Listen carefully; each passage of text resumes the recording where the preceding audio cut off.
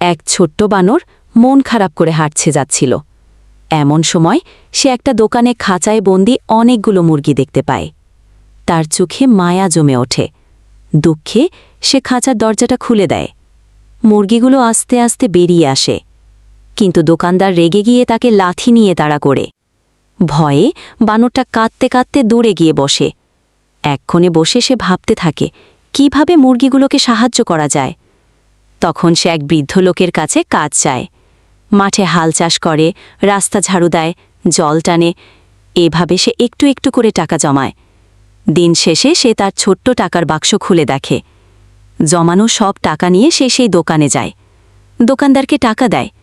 এবার দোকানদার শান্ত হয় আর তাকে মুরগির খাঁচাটা দেয়। সে রাস্তায় বসে খাঁচার দরজা খুলে দেয়। মুরগিগুলো খুশিতে ডানা মেলে উড়ে যায়। বানরের মুখে শান্তির হাসি ফোটে আর চোখে